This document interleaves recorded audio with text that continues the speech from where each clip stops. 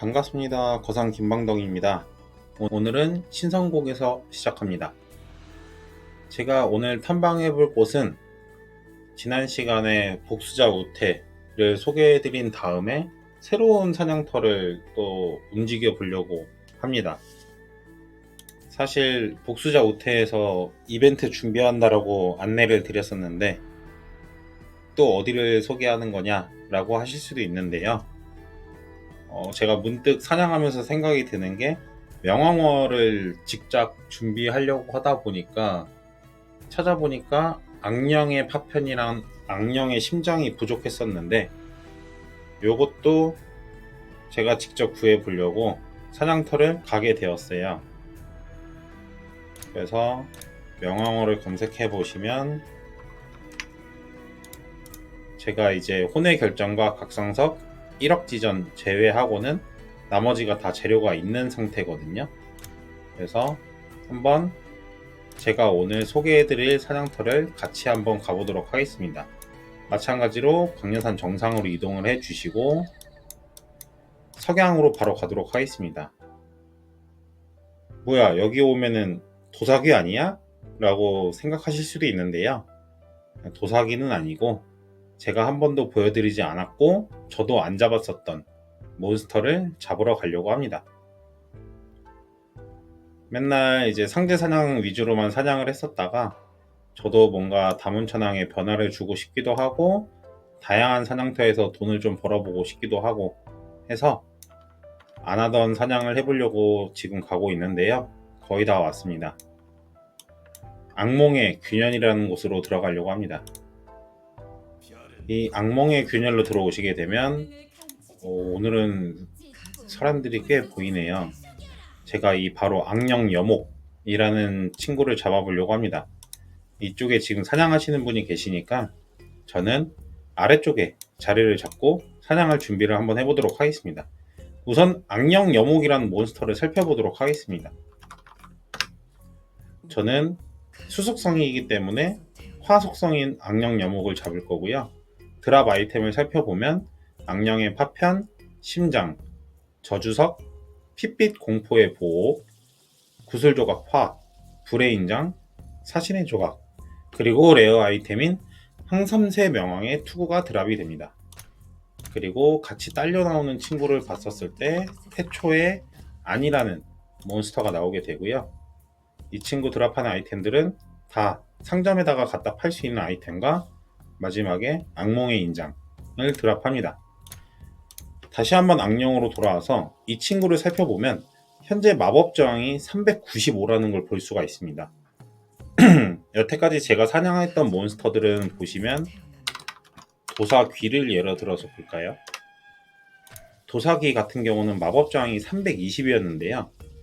제가 이제 강주박을 쓰고 상하를 쓰고 이제 담은 쓰고 뭐 예를 들어 중남까지 있었으면 추가로 적각이 들어가실 텐데 이러면 적각이 들어가면서 사냥이 가능했었지만 암령 같은 경우는 이제 기본 저항이 395에 달하기 때문에 현재 제가 갖고 있는 저항각으로는 이제 깎을 수가 없어서 풀 저항이라고 보셔야 됩니다.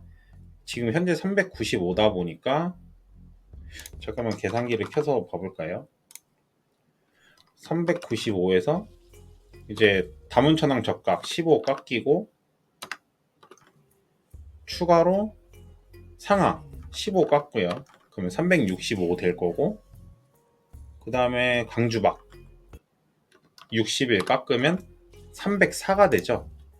거기에다가 예를 들어서 만약에 중남이었으면 추가로 10일 깎았을 테고 뭐 해도 저는 이제 더 이상 깎을 수가 없는 상태입니다. 예를 들어 마조도 없는 상태이기 때문에 그래서 여기는 풀 저항으로 잡아야 돼요. 한번 먼저 저항을 깎고 안 깎고 데미지 차이를 봐보도록 하겠습니다.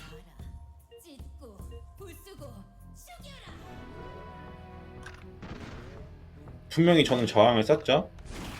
데미지 지금 이제 귀신탄 들어가서 92,000씩 뜨는 것 같은데 나가서 다시 한번 안 쓰고 해보도록 하겠습니다.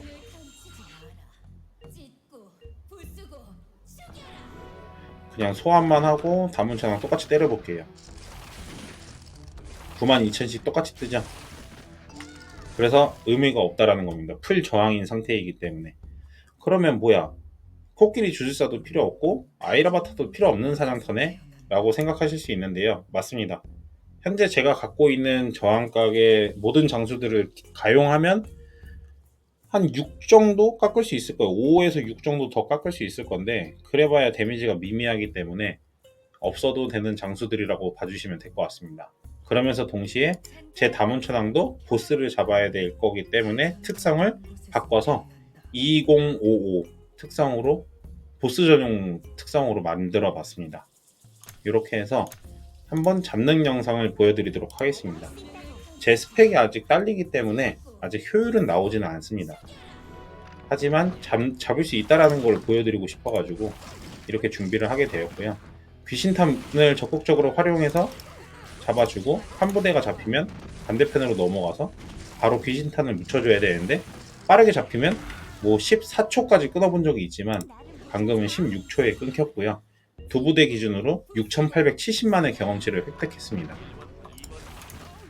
저처럼 스펙이 약하신 분들은 귀신탄의 의존도가 좀 높다 보니까 클리어 타임이 되게 제각각이에요. 그래서 귀신탄이 잘 안 터질 때는 최대 20초까지도 나오는 상황을 볼 수가 있습니다. 마찬가지로 이번에도 16초가 나왔네요. 여러분들은 이제 저처럼 다문 유저가 아니신 분들은 다른 속성 악령 몬스터를 잡으실 텐데 보통 몇 초 정도에 끊으셔서 잡으시는지가 좀 궁금하거든요. 평균적으로 지금 16초에 다 끊어내고는 있는 걸 보실 수가 있고, 보옥이라는 가격을 살펴보시면요, 단가 보면 다문천왕의 사냥터가 가장 가격이 저렴한 걸 보실 수가 있습니다. 아무래도 이렇게 가격이 쌀 수밖에 없다라는 이유는 뭔가 분명히 있을 것 같아요. 다문 유저가 엄청나게 많다라든지, 아니면은 이 악령을 진입하는 데 있어서 스펙이 저처럼 별로 갖추지 않은 상태에서도 잡을 수가 있어서 그런 건지, 뭐 다양한 이유가 있겠죠. 근데 뭐 저는 이런 가격대 형성에 있는 거에 있어서 뭐 불만은 딱히 없어요.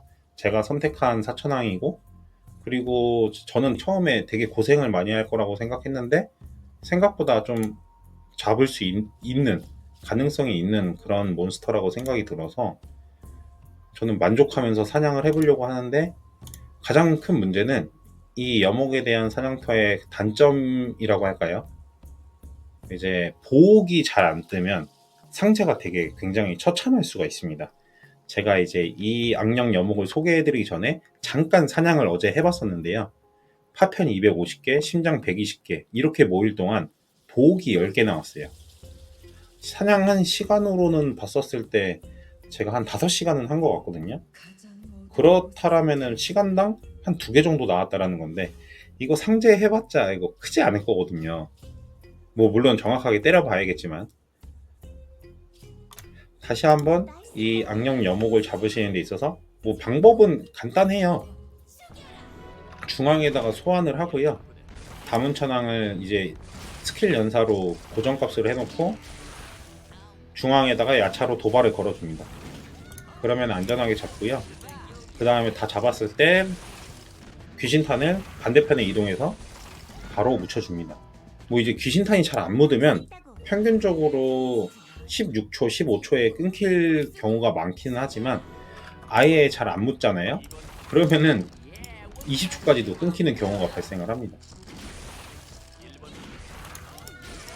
저는 악령 여목을 잡았었을 때 개체수도 적고 해서 경험치가 되게 처참할 거라고 생각을 했는데 의외로 생각보다 높아가지고, 그래가지고 6,800만, 7,000만이면 결코 적은 경험치는 아니기 때문에 차라리 보쿠텐 용장 레벨업 하면서 아이라바타도 250까지 찍을 겸 충분히 좋겠다라는, 좋은 사냥터가 될 수도 있겠다라는 생각이 들어서 여기서 죽치고 한번 사냥을 해보려고 합니다.